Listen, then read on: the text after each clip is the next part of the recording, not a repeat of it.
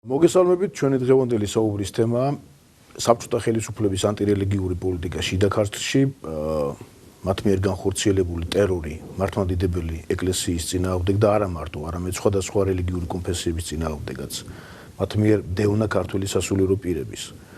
მინდა გითხრათ, 1921 წლის 25 თებერვალი ეს არ იყო მარტო საქართველოს ოკუპაცია ჩვენი ქვეყნის ტერიტორიის დამოუკიდებლობის ხელყოფა, ვინაიდან ბოლშევიკური რუსეთის მიერ განხორციელებული ამ აგრესიის შემდეგ დაიწყო ძალიან ძიმე წითელი ტერორი, ასე რომ ვთქვათ, ასე შეიძლება დავარქვათ, რომელმაც გრიგალივით გადაუარა მთელ ჩვენს ქვეყანას, შეეხო საზოგადოების ყველა ფენას, მოიწვა საზოგადოების ყველა ფენა და განსაკუთრებული სისასტიკით ის თავს დაატყდა მართლმადიდებელ ეკლესიას.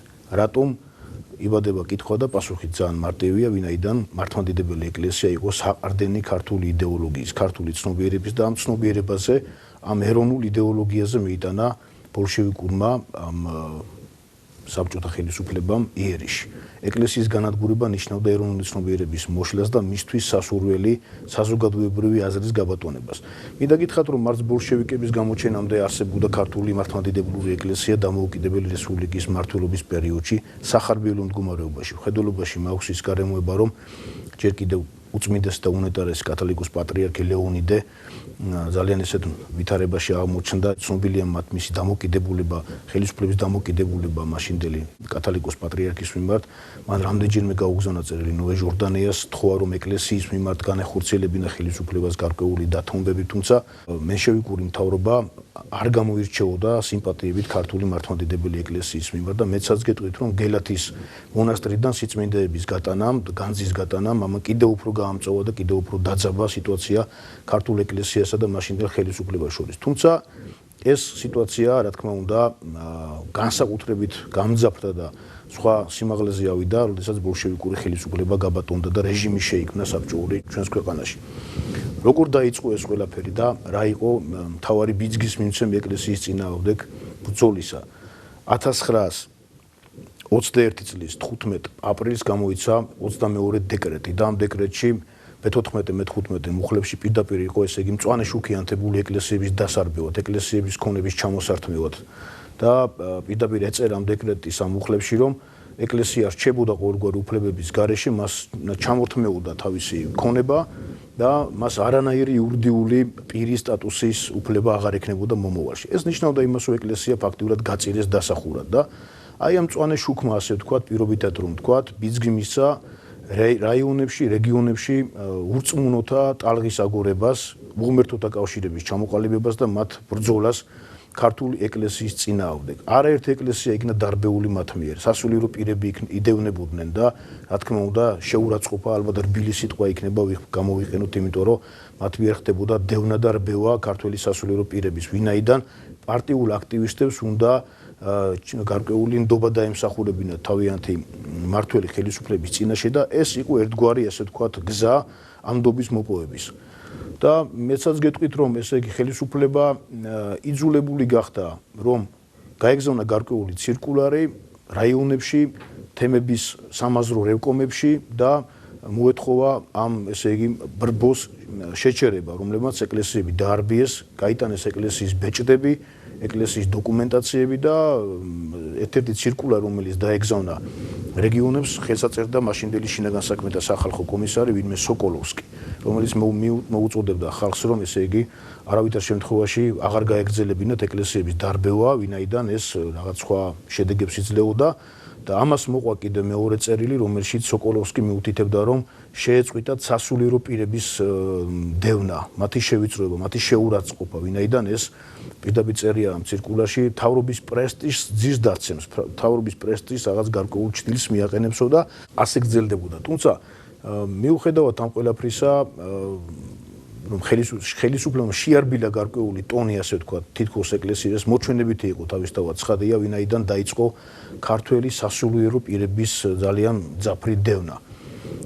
სხვათა შორის გორის არქივში აღმოჩნდა უნიკალური მასალა, რომლითაც საცნაურდება იმ პერიოდზე ცხადი ხდება, თუ რა ვითარებაში, ჯოჯოხეთურ ვითარებაში ჩააყენეს ქართველი მღვდელმოძღვარნი, საეკლესიო მსახურნი და რამდენიმე მაგალითის მოყვანაც კი შეგვიძლია ვთქვათ, აი მაგალითად მიმდინარეობდა თვალთვალი სოფელ ბობნევში მოღვაწე მღვდელზე და მის დიაკვანზე.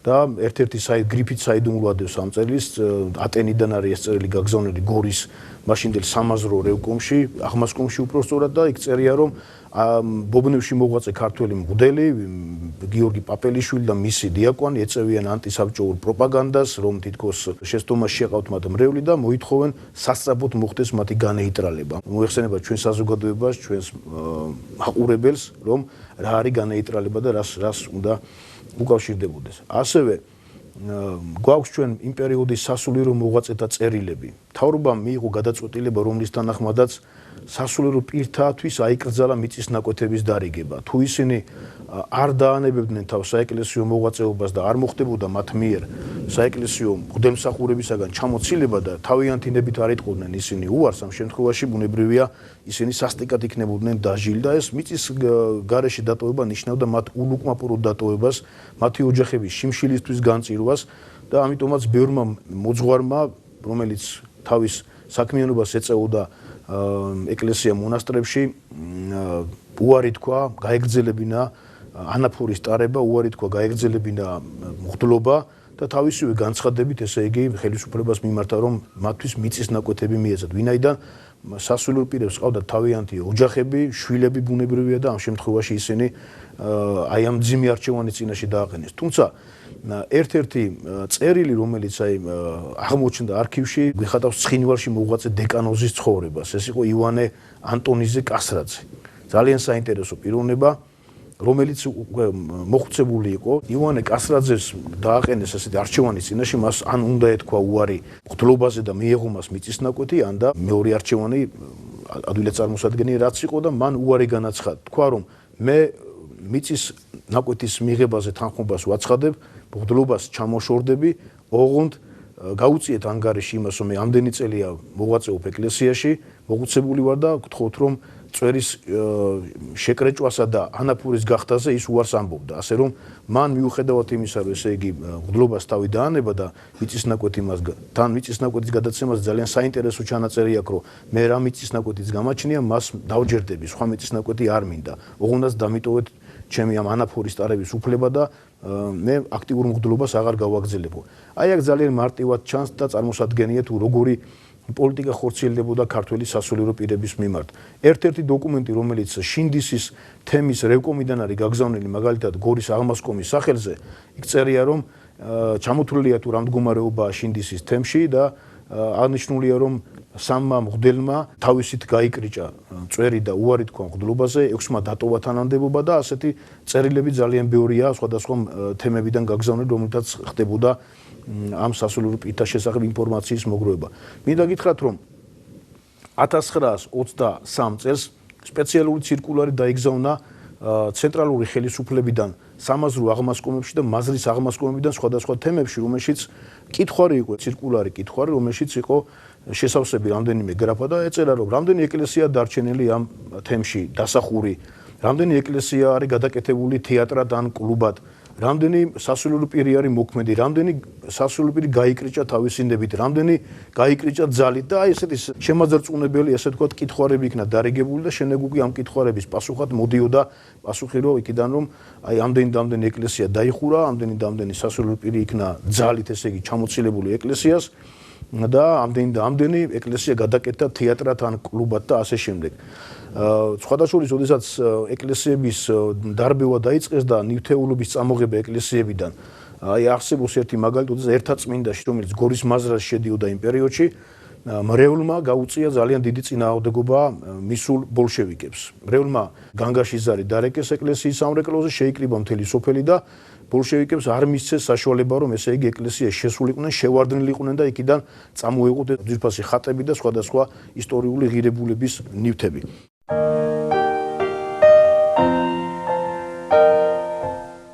ეხლა რაც შეეხება თუ როგორი პოლიტიკა გაატარა და როგორი პოლიტიკა დაიწყო ხელისუფლებამ მცირე ხნის შემდეგ.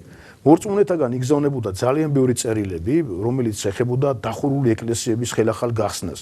მინდა შეგახსენოთ, რომ დაახლოებით 1000-ზე მეტი ეკლესია იქნა დახურული იმ პერიოდის საქართველოში და დაახლოებით 1700 ბერი მოღვაწეობდა, 1500-ზე მეტი მღვდელი, 300-მდე მონაზონი და ეს ადამიანები რამდენიმე ათეულამდე დავიდა მათი რიცხვი და ეკლესიების უდიდესი ნაწილი, რო გადავხედოთ იმ პერიოდის საარქივო მასალებს, აი პირდაპირ ჩანს, რომ თითოეული ეკლესიაა დარჩენილი მთელს მაშინდელ შიდა ქართლის რეგიონში და შეიძლება განვაზოგადოთ და წარმოვიდგინოთ მთელ საქართველოში რა ხდებოდა, რა მდგომარეობა იყო. მრევლის წერილები იგზავნებოდა ცენტრალურ ხელისუფლებაში და მივიდა ბოლოს და ბოლოს ხელისუფლება იმ დასკვნამდე, რომ რელიგიური თავისუფლება მიენიჭებინა და რელიგიური თავისუფლებისთვის რაღაც გარკვეული მწვანე შუქი აინთოთ, მაგრამ ესეც რა თქმა უნდა ფსევდონაბიჯი იყო ერთგვარი, ვინაიდან მორწმუნეების ამბოხებას და მორწმუნეების უკმაყოფილებას მოერიდა მაშინდელი ხელისუფლება.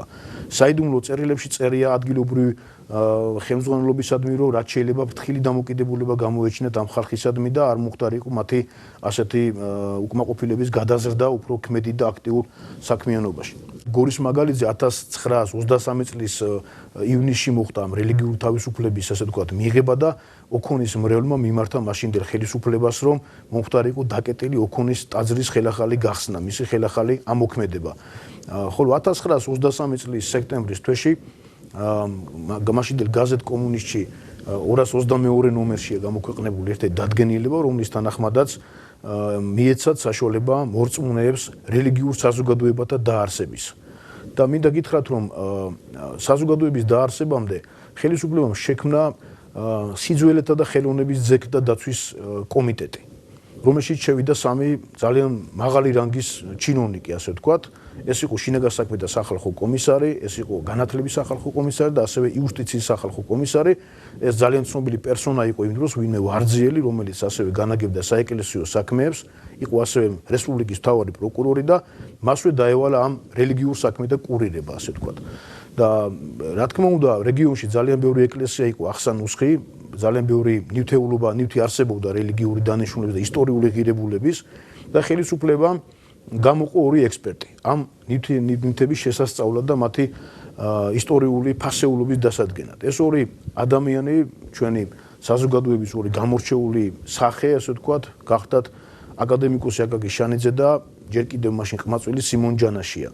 23 წლის გახდათ სიმონ ჯანაშია მაშინ და სხვადასხვა გორის არქივში აღმოვაჩინეთ მისი უცნობი ხელნაწერი. აკაკი შანიძე ვერ მოიცალა იმ პერიოდში, რომ ჩამოსულიყო რაღაცა მიზეზთა გამო გორში და გორის მაზრაში ამ ეკლესიების აღწერაში ჩართულიყო და რაღაც გარკვეული თავისი საექსპერტო დასკვნა დაედო და ამიტომ მთელი ეს ყველაფერი გადავიდა სიმონ ჯანაშიაზე და როდესაც გაეცნობი ამ წერილს, დარწმუნდები როგორი მამულიშვილური, ესე ვთქვათ, სული ფეთქავდა ამ ადამიანში. 23 წლის ახალგაზრდა ყმაწვილი ადამიანი დასკვნას აძლევს ხელისუფლებას და ამ დასკვნაში წარმოჩენილია თუ როგორი ისტორიული ხასიათის და ღირებულების ძეგლები შეიძლება აღმოჩნდეს განადგურების პირას, როგორიც არის მაგალითად სამთავისი, იკორთა, რუისი, ურბნისი და ასე ცნობილი ტაძრები, რომლებიც აი ქართული ხუროთმოძღვრების მართლაც უნიკალურ ძეგლებს წარმოადგენენ და გარდა ამისა, სიმონ ჯანაშიას ჰქონდა ამ დასკვნაში წარმოდგენილი რომელ ეკლესიაში, რომელი უძვირფასესი ხელნაწერი ინახებოდა, საუბარი იყო ძველ სახარებებზე და ასე შემდეგ, ასევე ისტორიული ღირებულების საეკლესიო ნივთებზე და მართლაც აი ამ ყველაფერმა თავის შედეგი გამოიღო და გადარჩა ფაქტიურად ეს ძალიან ბევრი ნივთი მოხალისე კომკავშირელების ხელში აღმოჩენას, იმიტომ რომ კომკავშირლები დაძრწოდნენ ასე მაშინ პარტიული აქტივისტები ეკლესიიდან ზარებს ხსნიდნენ და ხდებოდა ესე იგი ამ საეკლესიო ნივთების განადგურება და მათი ნაწილის ჯარში ჩაბარება. აი მე ხელთ გვაქვს 1929 წლის დოკუმენტი, რომელშიც ამ სიძველეთა ძეგლთა დაცვის ინსპექტორი შემდგომში გახდა ცნობილი ქართველი ისტორიკოსი სარგის კაკაბაძე, რომელიც აღნიშნავს, რომ კომკავშირლებმა ჩააბარეს შავი მეტალებისაგან შემდგარი ზარების ნაწილი, ესე იგი ჯარში.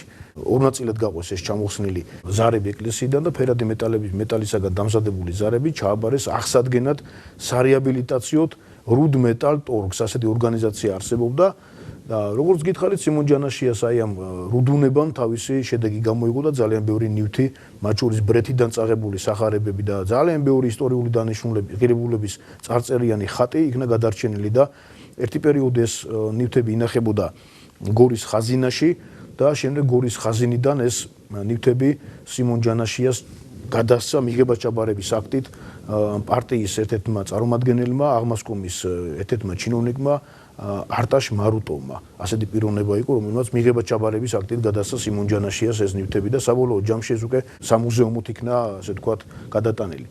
მინდა გითხრათ, რომ ხელისუფლებამ აი ამ პერიოდში ძეგლთა დაცვის კომიტეტმა მიმართა ცირკულარი გაუგზავნა საქართველოს ყველა მაზრას აბსოლუტურად და ძეგლები დაყვეს რამდენიმე კატეგორიად. პირველი კატეგორია ძეგლებისა იყო, რომელიც დანგრევის პირას იყვნენ მისული, მაგრამ გამორჩეული არქიტექტურული ღირებულების ძეგლებს წარმოადგენდნენ და მათი ხელყოფა ყოვლად დაუშვებელი იყო, ასე ეწერა ამ ცირკულარში. მეორე კატეგორია იყო, რომლებიც ურყევად იდგნენ, ანუ დაუზიანებელი ძეგლები იყო და წარმოებდა წირვალოცვა და მათი ხელყოფაც, რა თქმა უნდა, აუკრძალა საზოგადოებას, ესე იგი, მაშინდელმა ხელისუფლებამ და მესამე ნაკლები არქიტექტურული ღირებულების და დანიშნულების ეკლესია უნდა გაუქმებულიყო ფაქტიურად და ოღონდ პირველი და მეორე კატეგორიიდან გამოტანილი ამ ეკლესიებიდან გამოტანილი ნივთეულობა უნდა ყოფილიყო გადატანილი დროებით, ვიდრე მუზეუმში განთავსდებოდა ამ მესამე კატეგორიის ძეგლებში, რომელიც დასახურად იყო განწირული ფაქტიურად. ამის მერე ხელისუფლების ეს მოორიგინავი